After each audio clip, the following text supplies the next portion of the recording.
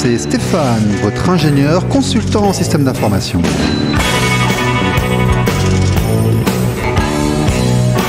Bonjour, c'est RLP Business. Bonjour et bienvenue sur RLP Business sur 102.3, un nouveau direct depuis Coulommiers-Chamiers, depuis nos studios dans le stade Parrot en banlieue de Périgueux. RLP Business, l'émission sur l'entreprise, le management, le commercial, l'économie en Périgord et ailleurs. Aujourd'hui, nous allons parler de vin, nous allons parler de vente itinérante, de trouver les bons produits pour les amener soi-même aux consommateurs. Et pour cela, nous avons avec nous Didier Salé de Rocheclair pour les délices de Rocheclair, rocheclair.fr, caviste itinérant, caviste œnologue conseil à Thiviers, expert en sélection de vins, épicerie fine, atelier œnologique sur mesure et veilleur de vos papilles, caviste à domicile, intervention sur le 24 et le 87, pétard, Didier Salé de Rocheclair, bonjour. Bonjour. Tout va bien ? Tout va bien. Eh bien écoutez, nous sommes très heureux de vous recevoir. On en parle juste après la chronique de la semaine. Les actualités de la semaine, ne bougez pas, c'est juste après ça.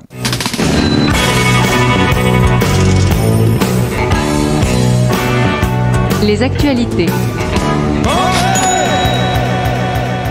Imaginez un sommelier qui débarque chez vous avec son van rempli de bouteilles, prêt à transformer votre apéro en dégustation étoilée. C'est le caviste itinérant, le Lagardère du vin, parce que si tu ne viens pas à Lagardère, c'est Lagardère qui viendra à toi. Et c'est magnifique parce que pour aimer le bon vin, il faut comprendre le terroir et donc notre histoire. On va en reparler. Chiffre clé, le marché du vin en France pèse 15 milliards d'euros en 2023 avec 4,2 milliards de litres de vin par an. Ça en fait des litres. 60% des ventes se font via des circuits traditionnels, grandes surfaces, cavistes fixes et 10% via des circuits alternatifs, e-commerce, marché et cavistes itinérants. Alors, il faut quand même moduler un petit peu. La consommation a baissé de 60% en 30 ans, donc les producteurs ne se sentent pas forcément très bien malgré ces chiffres, mais ça a été une institution et il reste des choses. D'ailleurs, le marché se diversifie, les micro-entreprises dans le vin explosent. 20 000 auto-entrepreneurs en 2023, dont une part croissante de cavistes itinérants, estimée à 5-10%. On en parle souvent ici. Amener le produit directement au consommateur, c'est se passer du distributeur, c'est un modèle de proximité qui fonctionne. Les cavistes itinérants, avec leurs 1000 à 1500 acteurs, captent une niche, 2 à 3% du marché, soit environ 300 millions d'euros. Les cavistes indépendants représentent 12 000 emplois, 3500 points de vente. Les itinérants encore rares gagnent du terrain, environ 1000 à 1500 en France, d'après Xerfi,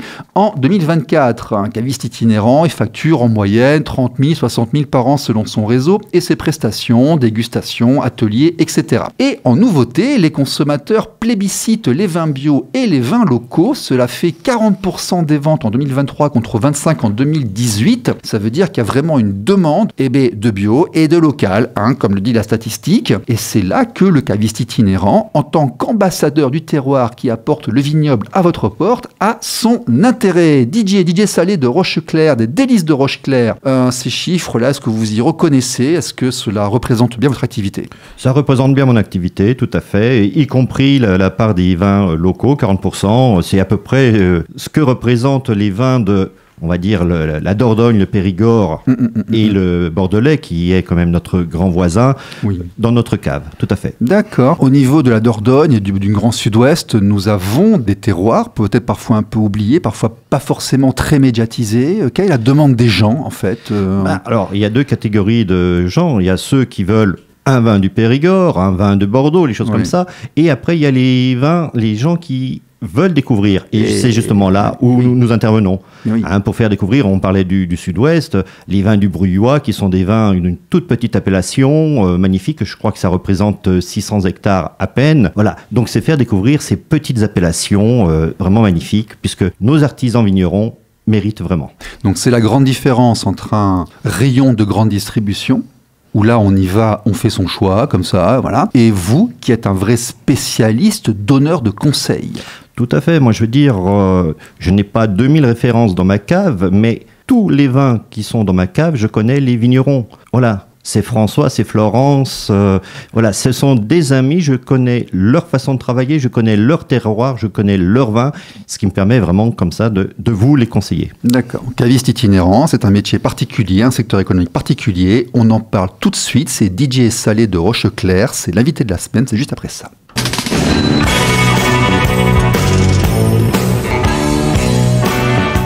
L'invité de la semaine. DJ Salé de Rocheclair sur rocheclair.fr, ROCHECLAIRE.fr, les délices de Rocheclair. Alors, on remarque que vous êtes allé assez rapidement, vous avez commencé en 92 dans une cave d'épicerie fine et bar à vin à Limoges.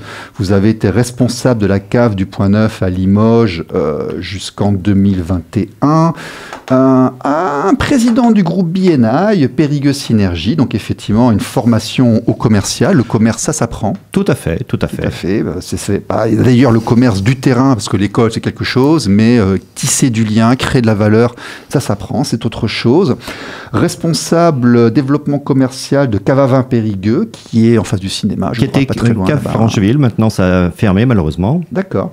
Et vous avez donc créé les délices de Rocheclair avec très clairement une connaissance du commercial et une connaissance du terrain et des producteurs, de la production. Donc, vous connaissez bien la production, vous savez comment la vendre, et donc vous êtes allé monter tout ça. Comment est-ce qu'on devient, je viens de le dire là, mais dites-nous, pourquoi ce choix, pourquoi le vin? Alors, pourquoi le vin? Il y a toujours une histoire, hein. Mon papa est un passionné de vin, et depuis mes 7 ans, je baigne dans le monde du vin. Mon papa m'amenait chez les vignerons, on m'amenait dans les salons de vin, et choses comme ça. Donc depuis mes 7 ans, je baigne dans le monde des terroirs français.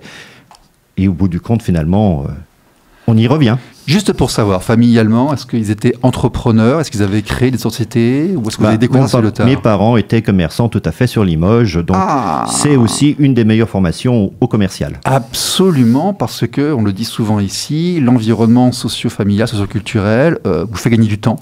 Tout à fait, je veux dire, d'être dans le commerce de ses parents, on va dire depuis mes 12 ans, mes 13 ans, permet d'acquérir le sens du commerce, le sens de la convivialité. Le contact avec les gens et aussi sentir un petit peu ces contraintes administratives localement que nous avons et qui existent et qui demandent un temps d'apprentissage et de compréhension.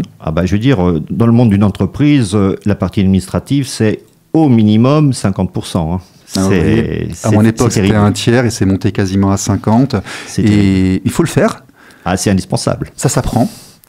Ça s'apprend. Et quand on l'a vu avec ses parents, on gagne du temps. Exactement. Ok. Le vin. Et en discutant un petit peu avant que vous arriviez, j'ai vu que vous étiez féru d'histoire. Je suis féru d'histoire, tout à fait. Alors, allez-y, je connais déjà la réponse, mais je vais vous la demander quand même. Le lien entre l'histoire et le vin? Tout simplement, je veux dire, c'est l'histoire qui a fait les vins. Hein, je veux dire, une histoire, une anecdote. Si aujourd'hui en Bourgogne, on n'a que des pinots noirs, c'est que tout simplement un de nos grands-ducs de Bourgogne, puisque je dis un de nos grands-ducs parce que je suis bourguignon de naissance. Génétiquement, je le suis aussi, donc on se rejoint sur ça, oui, bien sûr. Voilà, donc c'est Philippe de Le Hardy, dans les années 1360, qui a voulu enlever tous les cépages de Gamay qui, l'estimait, ne faisaient pas du bon vin. Voilà. C'est pour ça qu'en Bourgogne, il n'y a plus de Gamay. Voilà. Mais bon, rassurez-vous, le Gamay est juste en dessous dans les vins de Beaujolais, et les vins de Beaujolais Grand Cru sont des vins exceptionnels également. En Bourgogne, ils ont du vin jaune. C'est pas en Bourgogne, c'est dans la Franche-Comté, c'est à côté, c'est un petit peu au-dessus, c'est l'Arbois, les choses comme ça. Et on sent le connaisseur. Voilà, non, en Bourgogne, ce qui est intéressant en Bourgogne, c'est que vraiment, on voit l'intérêt du terroir, qu'on appelle les climats en Bourgogne, puisque le vin rouge, c'est du pinot noir, et le vin blanc, c'est du chardonnay. Il n'y a pas de mélange et des choses comme ça. Et c'est uniquement le sol, donc le climat, qui sont quand même classés au patrimoine mondial de l'UNESCO, qui font la différence des vins en Bourgogne. D'accord. En France, nous avons plusieurs sortes de cépages. Les gens sont on a un peu béotiens. On a environ 200, 300 cépages en France. Rien que dans le Languedoc, il y en a 86, je crois, quelque chose comme ça. Okay. Voilà. avec des petits cépages, la négrette qui est dans le fronton, c'est des petits cépages qui sont méconnus. Voilà. Et par contre, des fois, les cépages ont des noms différents en fonction de la région. Par exemple, il y a dans le sud le Vermentino, mais qui dans le sud-ouest s'appelle aussi le Rolle. RO2LE. Voilà, mais c'est le même cépage. Mais c'est intéressant de voir lorsque on prend une bouteille qui est issue d'un château, et non pas un assemblage, mais vraiment qui est issu d'un château, d'un terroir. Très souvent, j'y reviens, il y a une relation d'histoire. Par exemple, on regarde le Sauterne. Le Sauterne n'existait pas il y a 1000 ans. Le Sauterne est né dans les années 1490 et quelques, parce qu'il y a eu des phénomènes climatiques et de guerre qui font que, plutôt que de balancer la récolte, qui était un petit peu avancée, on est allé... Donc c'est intéressant, lorsqu'on a une bouteille d'un château qui est ancrée dans le terroir, on a toute son histoire qui va avec. Mais exactement, tout à fait. Voilà, je veux dire, c'est pour ça que l'histoire est vraiment liée au monde du vin. Oui, tout à fait. Surtout chez nous, surtout en France, c'est vraiment... De toute façon, soyons chauvins un petit peu. Si aujourd'hui, dans le monde entier, en Australie, aux États-Unis, on fait d'excellents vins, c'est parce que nos experts français y sont allés. Mais ils sont allés prendre les terres... Ils sont allés former. Ils sont allés former, ils ont pris nos vignerons, ils ont carrément pris les sols sur 3 mètres de profondeur pour en faire sur un climat équivalent en Californie et au Chili, je crois également. Ils ont essayé de répliquer les vins du sud-ouest, mais carrément en y allant, et puis ils ont pris des bennes de terre et autres avec les gens sur place pour essayer de nous copier. C'est un juste retour des choses. N'oublions pas qu'en 1855, c'est grâce au greffon américain qu'on a pu avoir le vignoble après la terrible épidémie de phylloxéra. Oui, on a pu sauver notre vignoble, c'est vrai. Justement, grâce au greffon américain. Ils ne nous ont pas apporté que les patates et le coca. Ils nous ont aussi apporté... D'accord. Bon, dites-moi, donc vous, en fait, 20-30 ans de connaissance du secteur, dans le sud-ouest, de producteurs. Vous étiez en magasin, donc vous avez vu les fournisseurs, donc vous avez vu passer les producteurs locaux. Tout à fait. Donc forcément, vous connaissez les syndicats, les filières, vous avez créé des amitiés, des réseaux. Tout à fait, donc, et je parcours encore notre beau pays à la recherche toujours de nouveaux producteurs. D'accord. Voilà. Ok. Et donc, ce qui est intéressant, c'est que aujourd'hui, les amis de producteurs avec qui je travaille m'envoient d'autres amis producteurs et choses comme ça. Voilà, le travail, c'est le réseau, voilà, des amateurs. Avec le sens étymologique du mot, c'est-à-dire ceux qui aiment. Amateur, c'est quelqu'un qui aime. Donc, vraiment, les vignerons jouent aussi le jeu à trouver les cavistes qui vont être leurs ambassadeurs. Ok. Donc ça, c'est un point important. Je voulais mettre en avant. Vous êtes vraiment implanté et vous maîtrisez la production. Parce qu'ici, on parle de business, d'activité économique et autres. Donc, on a un produit qu'on va vendre auprès de... Vous connaissez vraiment. C'est pas vous qui concevez le produit, ce n'est pas vous qui fabriquez. Par contre, vous savez exactement quoi trouver et où. Exactement. Je sais comment ils travaillent. Je sais les soucis qu'ils ont. J'ai un ami producteur qui cette année n'a pas vendangé parce qu'il a été, on va dire, la tête dans le sac. Donc je connais leur histoire, je connais leur vin, je connais leur façon de travailler. Et c'est très important parce que c'est l'homme qui fait le vin. Ah oui. Voilà. Et ensuite, donc, moi, je peux vraiment vous conseiller vraiment. C'est pas l'homme qui fait le vin, c'est le vin qui fait l'homme. Non, pardon, excusez-moi. On pourrait faire la chanson, tout à fait. Non, mais c'est vrai, oui. Voilà, donc c'est très, très important. La connaissance de nos cépages, la connaissance de nos vignerons, la connaissance de nos terroirs est primordiale pour pouvoir bien conseiller. Mais vous êtes en fait quasiment un ambassadeur de votre réseau. Je me définis comme le caviste des vignerons. Je suis à leur service. Voilà. Je suis l'intermédiaire entre eux et moi. C'est ma façon de travailler. Je ne travaille pas avec des intermédiaires. C'est directement avec le vigneron. Voilà. Donc vous regroupez dans votre activité les deux métiers de distributeur et de vendeur. Tout à fait. Et de conseil. Et de conseil. Oui, le conseil qui vraiment a disparu de la grande distribution, sauf sauf épiphénomènes et petites manifestations. Mais donc vous maîtrisez vos produits, vous les aimez, vous savez qui fait quoi, comment, et donc vous allez vous-même les présenter aux demandeurs. Tout à Et fait. vous êtes devenu caviste itinérant. Alors, expliquez-nous un peu, qu'est-ce que c'est qu'un caviste itinérant? Alors, pour savoir pourquoi je suis devenu caviste itinérant, pendant plus de 15 ans, j'ai été représentant VRP de vignerons. Donc j'allais chez les gens et Ça ça... porte-à-porte, tout ça, là? Tout à fait, la vente à domicile. Ah, c'est une bonne école, ça. Voilà, c'est la meilleure des écoles au niveau commercial. Ah, on s'en hein. prend des portes, là. On apprend l'humilité. Oui, ben oui. Voilà. Et non n'est pas une réponse. Ah non n'est pas une réponse.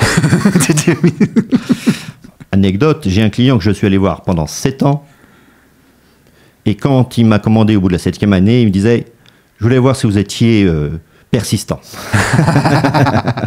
Je l'ai été. Ouais, c'est une façon de garder la face, ça aussi, bien sûr. Voilà. Bon. Donc cette formation de vente à domicile a fait que j'ai apprécié vraiment le contact auprès des gens. Et puis, c'est amener la culture du vin aussi partout, puisque malheureusement, encore plus aujourd'hui, nos campagnes, les commerces ferment et donc ça devient un petit peu des déserts.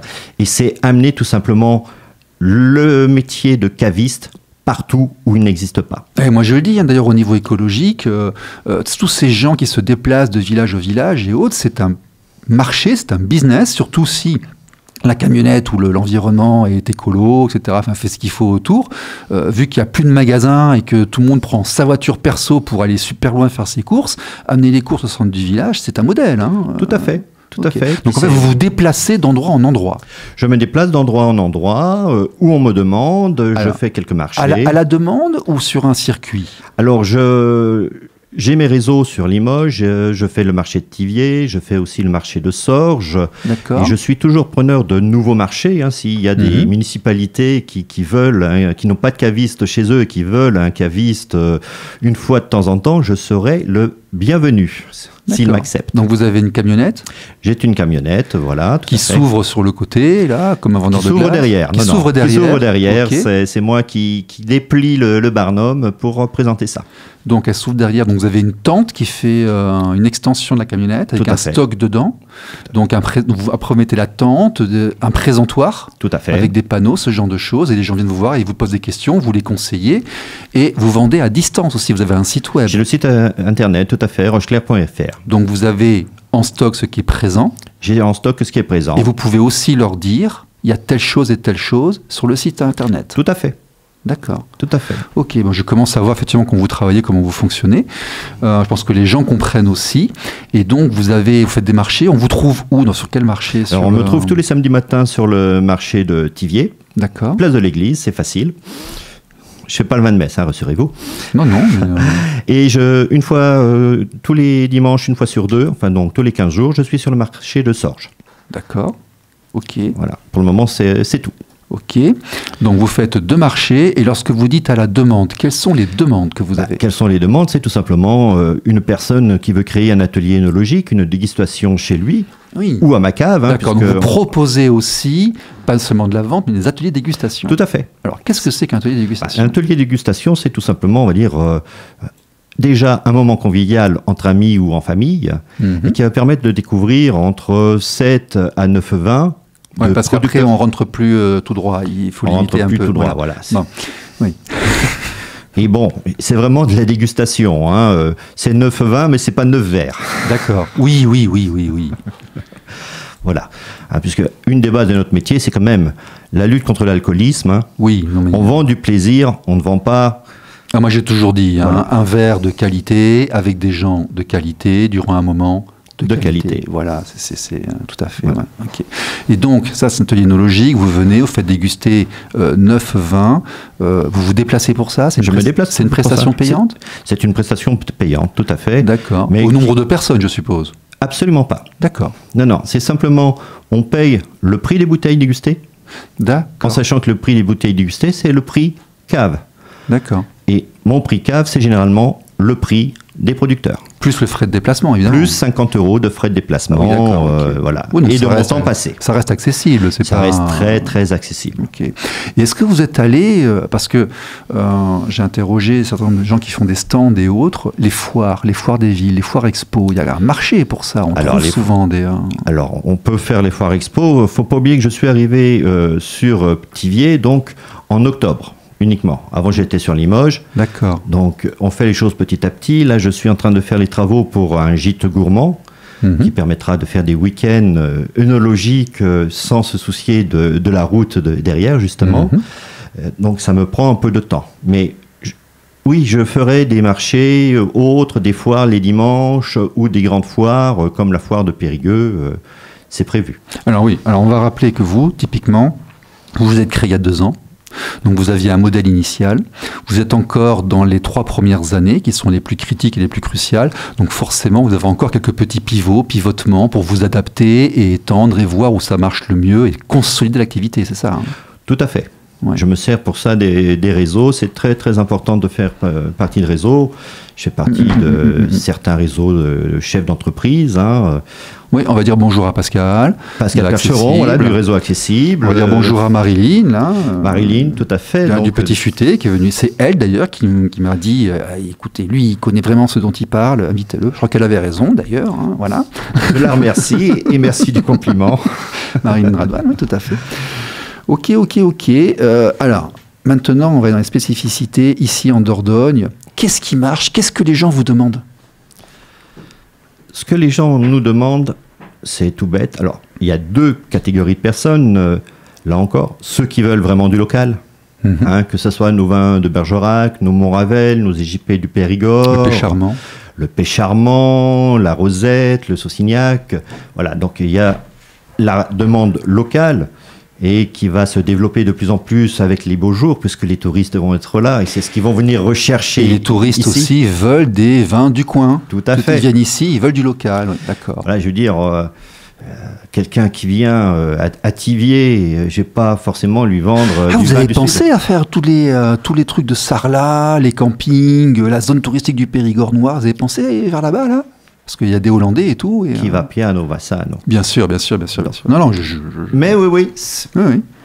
c'est prévu. D'accord. Et en commençant déjà par les campings autour de notre Périgord vert. Hein, Oui, puisque tout à fait. Thiviers est dans le Périgord Parce vert. qu'on parle de tourisme, effectivement. Voilà. Moi, j'oublie pas que le Périgord est un des premiers endroits touristiques en dehors de la mer de France. C'est quoi. énorme. Donc, Voilà. il y a du monde qui vient et qui est demandeur de qualité. On s'est saboté à une époque en vendant à nos touristes de la piquette. Moi, je l'ai assisté, hein, j'ai fait les saisons dans des campings, au Pilat, tout ça et autres, quand j'étais étudiant, et ils venaient demander du vin local, et on leur vendait des machins en cubi. On s'est un peu sabordé. Hein. Donc, il faut vendre aux touristes des choses qui soient bien.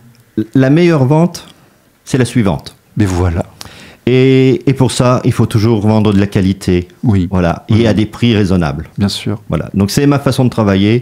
Des bons produits, des produits de producteurs et à des prix raisonnables.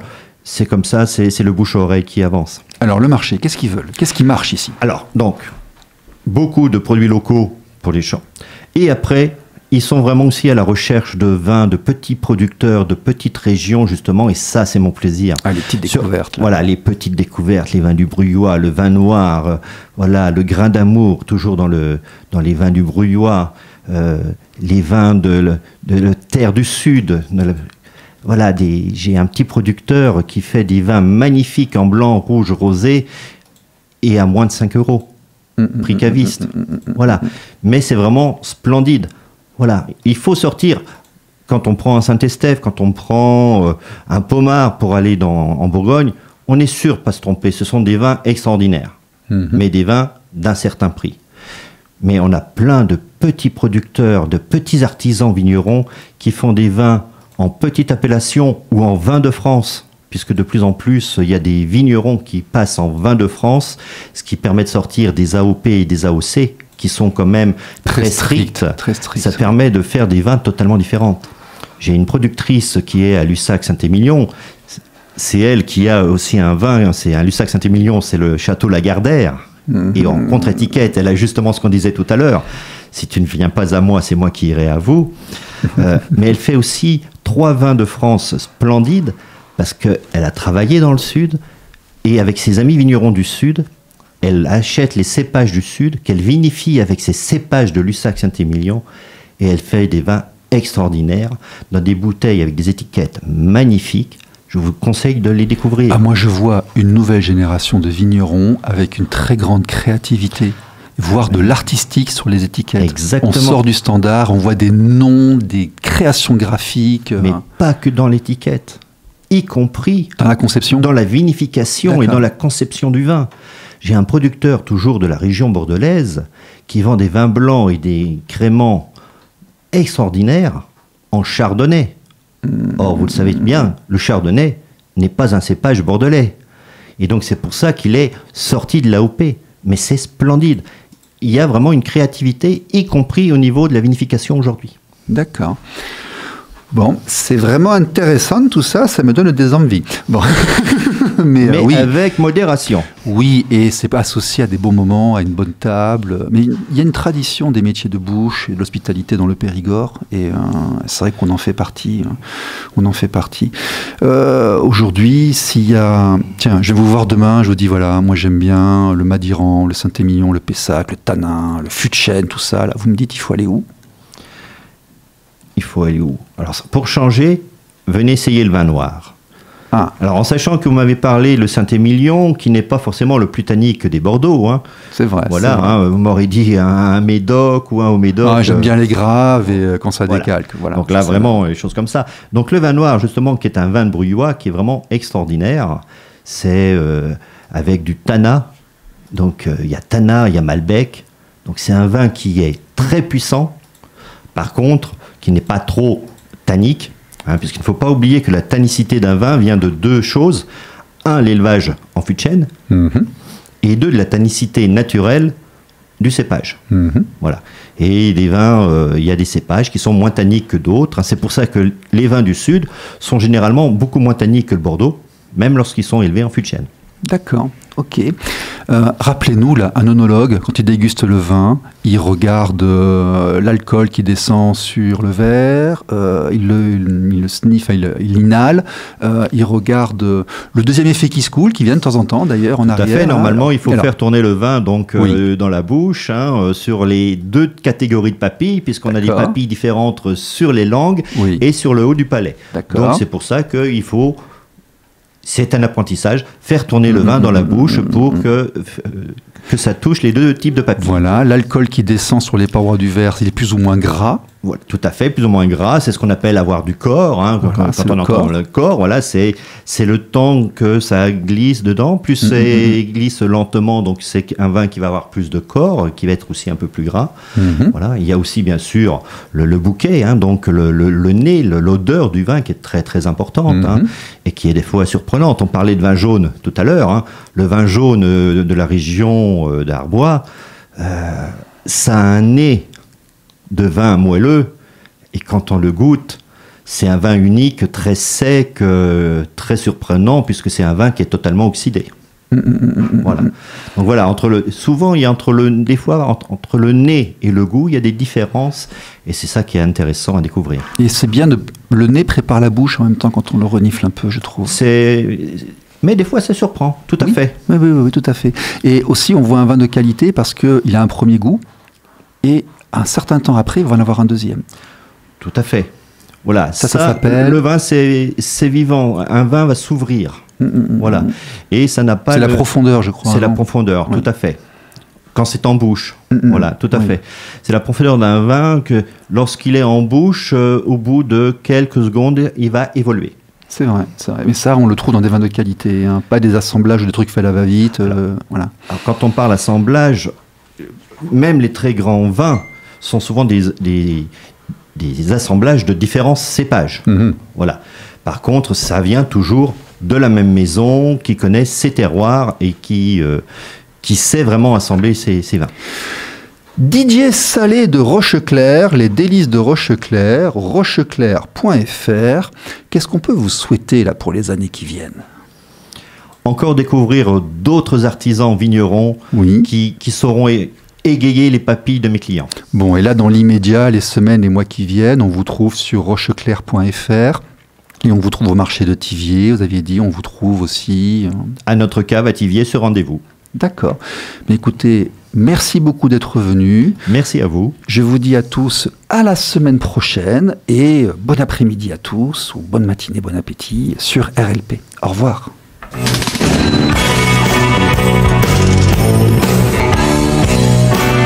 RLP Business. RLP.